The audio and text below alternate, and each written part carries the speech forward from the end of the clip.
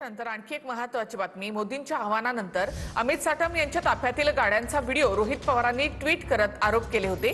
25 गाड्यांचा ताफा असल्याचा बनाव तुम्ही करताय असं म्हणत साटमांनी याला प्रत्युत्तर दिलं। दरम्यान अमित साटम यांच्या गाड्या पाण्यावर चालत असाव्यात असा खोचक टोला रोहित पवारांनी लगावला होता।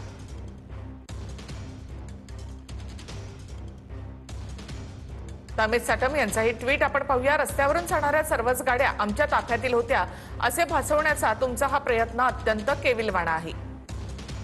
ताफ्यामध्ये 7 ते 8 गाड्या नक्कीच होत्या, मात्र रस्त्यावरील सर्वच वाहनं आमच्या ताफ्यामध्ये असल्याचे दाखवून 25 गाड्यांचा ताफा असा बनाव तुम्ही करत आहात। आम्ही सामान्य मराठी कुटुंबातून येऊन मुंबईची सेवा करण्यासाठी इथपर्यंत पोहोचलो। मी 21व्या वर्षी बारामती एग्रो सारख्या कंपनीचा सीईओ झालो नाही, तर संघर्षातून इथवर आलो आहे। त्यामुळे सोन्याचा चमचा घेऊन जन्माला आलेल्यांनी आम्हाला शिकवण देण्याची अजिबात आवश्यकता नाही।